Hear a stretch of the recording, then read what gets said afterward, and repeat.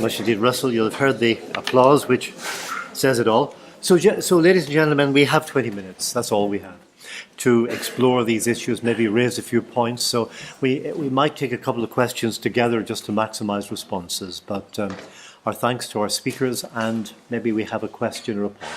Should keep it fairly succinct. Yes, Alban. Yeah. First of all, thanks very much. Wonderful, the three speakers. But the two things, the last point that Russell made about Westminster not intervening here and Stormont, the Unionist government, Stormont not dealing with Catholic reasons. You could also look at the South and say that the South abandoned, despite what has been said earlier, De Valera and his successors really were not that interested in the North. So the North was effectively abandoned by Westminster and by Dublin, and thus made the situation much worse to deal with ultimately whenever it exploded. I'm just making that comment, but I think it does reflect the themes that have been expressed here tonight. And indeed, as late as September 71, Heath ruled out the South having any legitimate interest in Northern Ireland. So that's just to change, of course, by 73. And Eamon de Valera said in the 1950s, he said, Ireland will be Ireland without the North. That seems to be the case at the moment as well, if you listen to the designations. Have we another point? Yes, sir. Yeah, I was enjoying the smiling image of Brooke and not golf club, enjoying it. In the back of a desk. But did that not reflect just the fact that he thought politics couldn't really be pursued within the devolved system here? We'll see if they can hear you from there. I don't know if they can. Brooke, of course, one of the things I think the border campaign, 56 to 62, one of the things about that still puzzles me was its total failure to generate any interest in the minority community here, but also it did not produce a Protestant backlash that you saw, less than 10 years later. And sometimes I think, Brooke he was a lazy sod by the end of things, and that's what happens to people when they're in power too long. It doesn't matter who it is, whether it's Robert Mugabe or James Craig, or indeed Basil Brooke, Lord Brooke. I think they do get complacent, and that was certainly the case with him. And I also think, though, that Brooke had something of the common touch. I remember going to interview John Brooke, who was one of the hardliners who gave O'Neill such a hard time. And one of the things he loved doing as a younger boy was going to the shipyard, visiting the shipyard with his father. Because he was kind of held in awe by this, Basil, here come Basil, the shipyard men. He had that kind of common touch. If the Labour government, I think, in the 40s had pushed him a bit more, he would have gone a bit farther. But that opportunity was lost. And thereafter, he takes his eye off the ball, he reverts to type, as Eamon was suggesting there. Any thoughts on that yourself, Henry? Well, I think it's an important question about the different effects of the IRA campaign after 56 and after 69. And I think the fundamental reason was that the northern state, partly, maybe in large part, because of the de facto support that was given by De Valera, who introduced internment in 1957 against the IRA, the northern state was stable. Right? So the people, the sort of loyalists who got involved after 1969 in sectarian attacks, those people, the same sort of mentalities would have existed in 1956. But the context, despite the IRA campaign, was one of relative stability. The IRA campaign was really effectively over in a few months, all right? There were attacks in 1959 and 1960. But you had this thing where some unionists were still complaining about the South being a safe haven and all the rest of it. But the unionist government itself was pretty happy with De Valera and De Valera's response to the IRA. So I think that's a context I think is very different. And the other thing I think is important is nothing happened in Belfast. The IRA campaign ignored Belfast, which was always a seething cauldron of sectarian tensions, as seen in the 20s and the 30s. But nothing happened at all in Belfast. Yes, Brian. I was just thinking there about the economics angle, which was often overlooked, all these events. Because I know in the Covenant, got that line about the material well-being of Ulster will be affected by home rule. And I know at the time of partition, of something like 80% of the income of Ireland was in the north, in Belfast. But then it seems in the 20th century, as it goes on, Northern Ireland the economy starts to mature somewhat. So I'm kind of curious, is that as a result of general economic trends worldwide, or is that something specific to do with partition, or is it this idea of inertia or status that we're seeing within the government of complacency almost? Well, it's a mixture, but fundamentally in the 20s and 30s, it's because of there's an international, well, certainly from 1928 onwards, an international capitalist recession, and the shipbuilding industry and textiles were affected throughout. In the rest of the United Kingdom, you could say that because of devolution, Northern Ireland government had the capacity to actually subsidise, use British subsidies to subsidise the shipyard. But the fundamental causes of the decline were, particularly in the post-war, post-1945 period, were to do with the decline of these types of traditional heavy industry and textiles. They were in decline throughout Europe, essentially, at the time. I think it is interesting that unionists were used to saying that we are the industrial heartland of Ireland. That's why we can't have home rule. That argument you can't really use effectively after 1945 because these industries are in decline. Insofar as you're doing well because you've got extra money from Westminster, partly because of the welfare state and partly because the general level of subsidy, the subvention, goes up very significantly because the Westminster government's committed to bringing Northern Ireland population economically, at least up to the same level as the rest of the United Kingdom. So with that, in the longer term, that's a fundamental weakness of unionism, right? You don't have an industrial bourgeoisie anymore of substance after the end of the 1950s, right? You've got a middle class that's more and more dependent upon the state.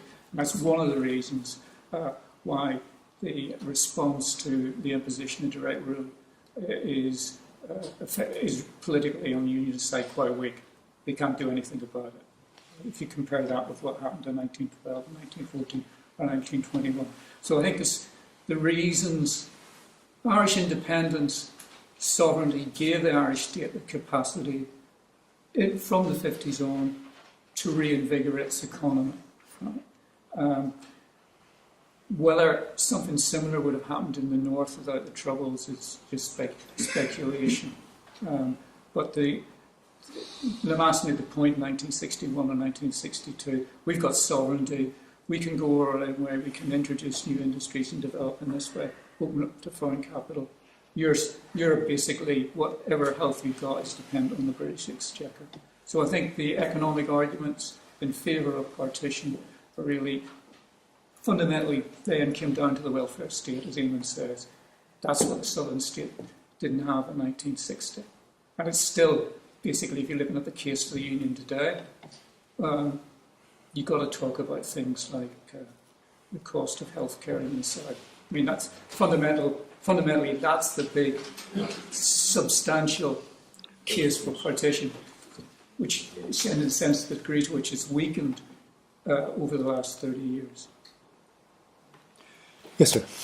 Yes, one of the themes that seems to run through each of the contributions is the question of mistakes and missed opportunities right from the very beginning, both on the part of nationalism, unionism, and indeed the British government, as was clear from the last contribution. The question I wanted to ask was whether or not within the history of Northern Ireland, the speakers feel there was a real opportunity for the labour movement in Northern Ireland to build a different type of politics, class politics, within the history of the state prior to the 1967-68. Russell? Well, the Labour Party, the Northern Ireland Labour Party did make progress in 1945 and later in 1962, certainly, but again, it's very much confined to urban Belfast, and that's its problem. At the beginning of the civil rights movement, there was certainly significant input and involvement from people who were associated with the Northern Ireland Labour Party, but the impression I get is that tended to weaken as you got to 1968 and 1969 when confrontation and violence ensued and dominated proceedings. I think they lost any influence there that they had. Just one little point when you mentioned the old industries which were in decline, even the new industry like shorts. At one stage, Wilson describes that as like a soup kitchen.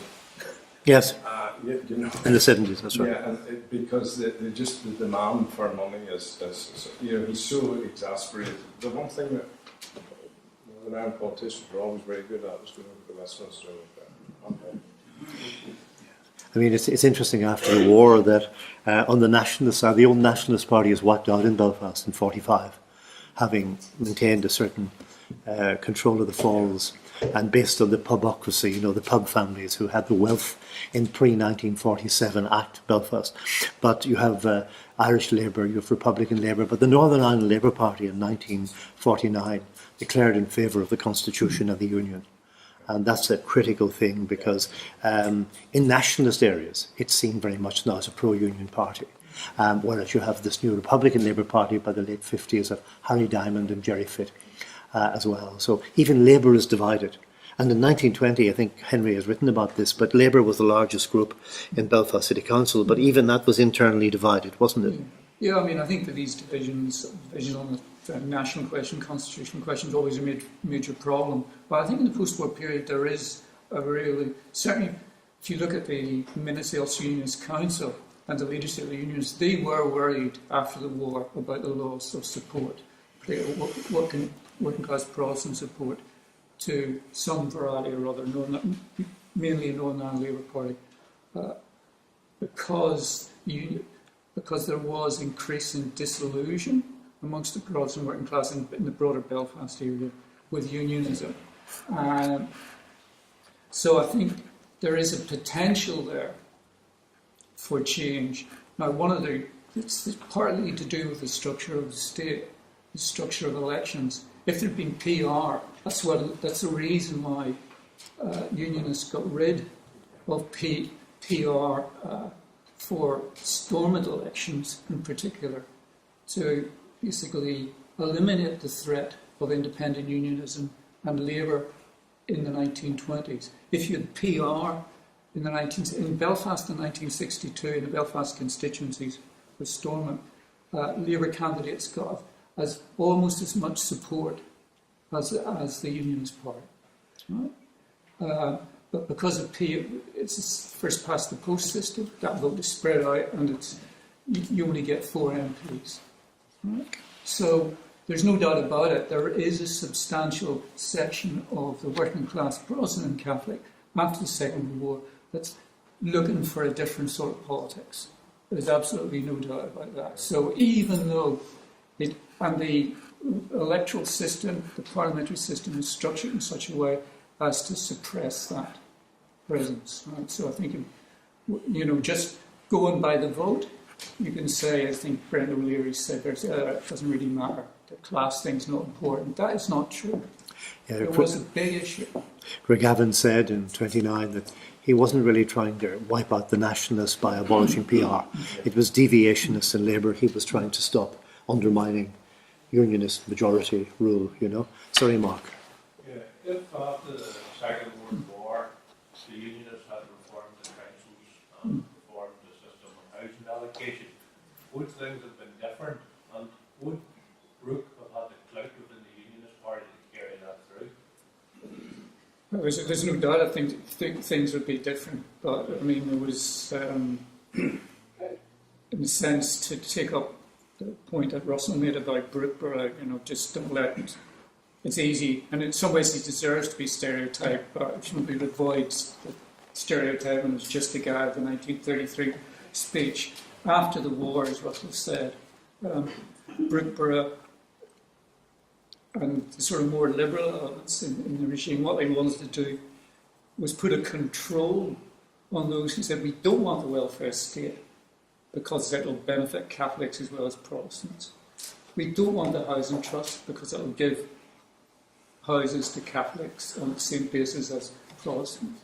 And in other words, to control the excesses of the most sectarian elements of unionism was what the regime was about. So it was hard enough to do that. So the idea that you could come around and say, look at all these working class Protestants. I mean, there was a debate in the Ulster Unionist Council in 1958 because the Nationalist Party had raised the question about the franchise, local government franchise. And in some unionist constituencies where there were working class members in Belfast, people were saying, well, they got a point.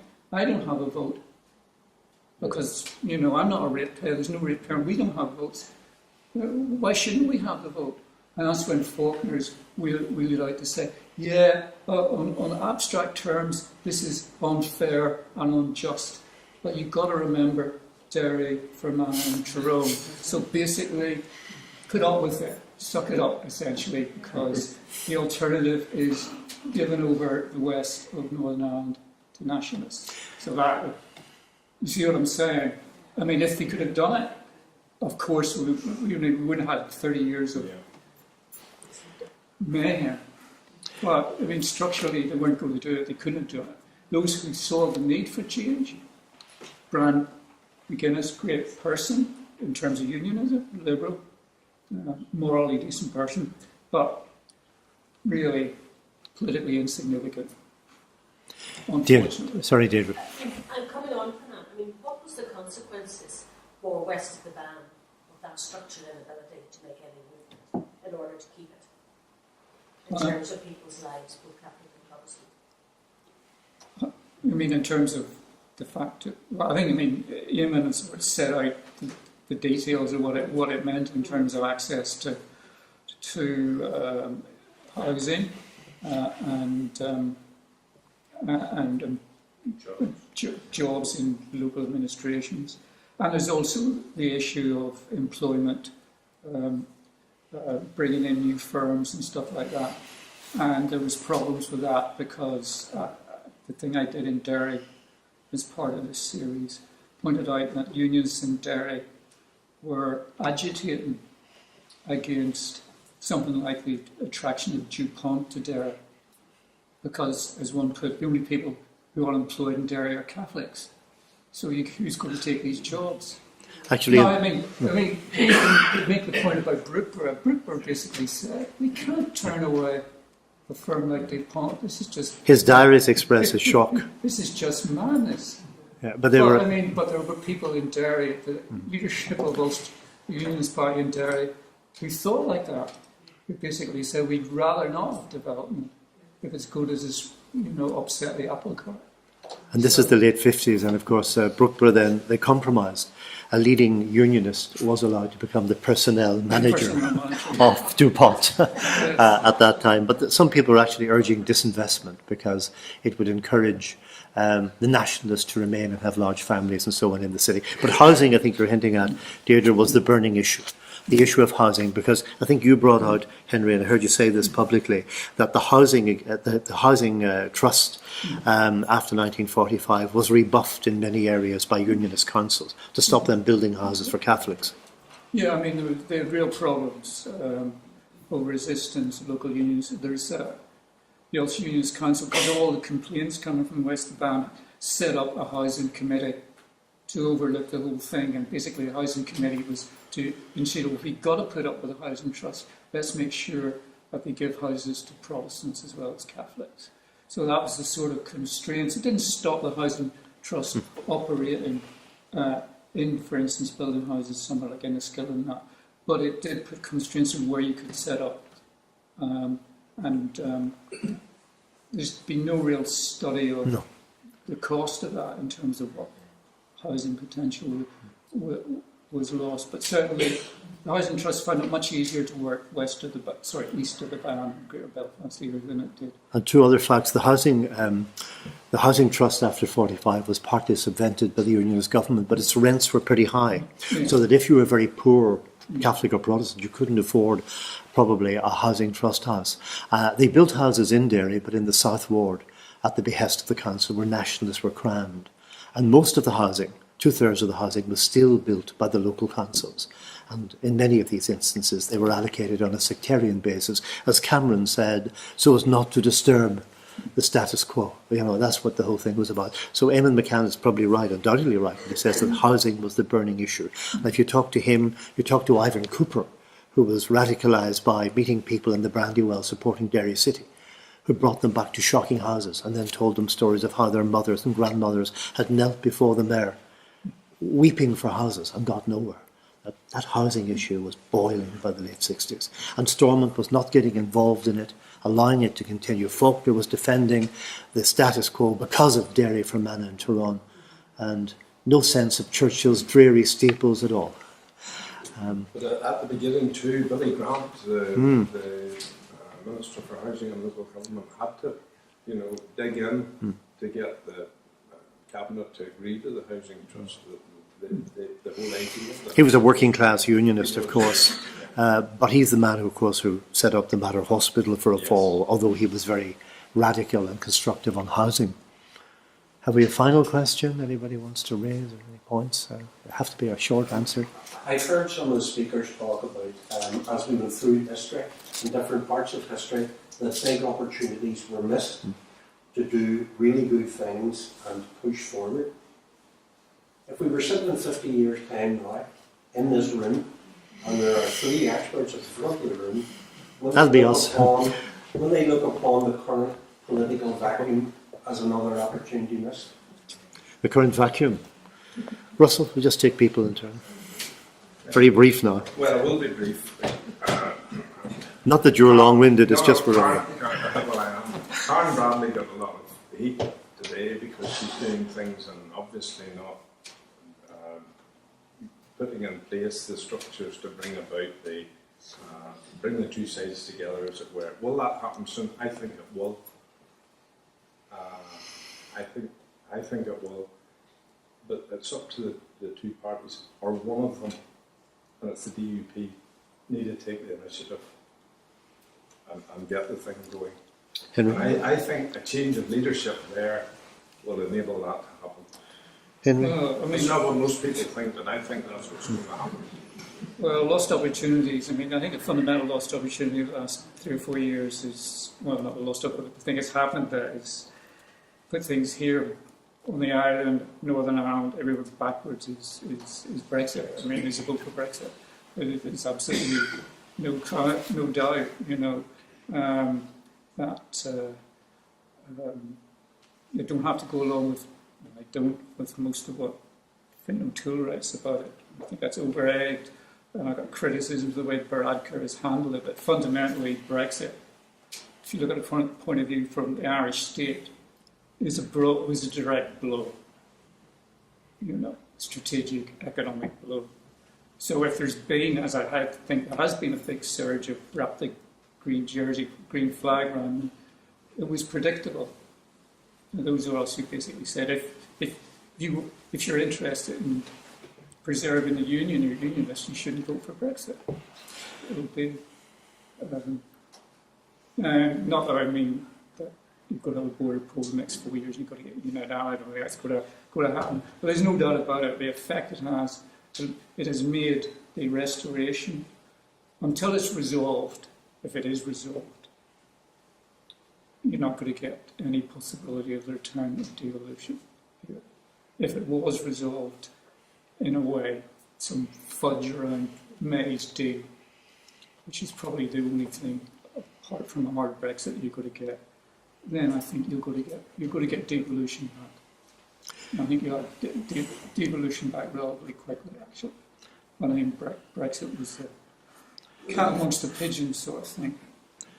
Well, I'd agree with Henry. I mean, I think until Brexit's resolved, if it's resolved, nothing will happen. It's a new polarising factor, despite the fact there was a small majority, including many unionists who voted to stay in the EU.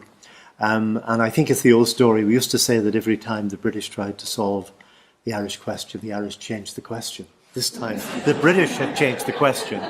And that is something nobody expected. Without much regard for the Good Friday Agreement, and no sense. I mean, we always say anybody under the age of 40 doesn't remember the Troubles, but at Westminster, anybody under the age of 90 doesn't remember the Troubles. Ladies and gentlemen, can I thank you all very much for coming? Can I thank our speakers?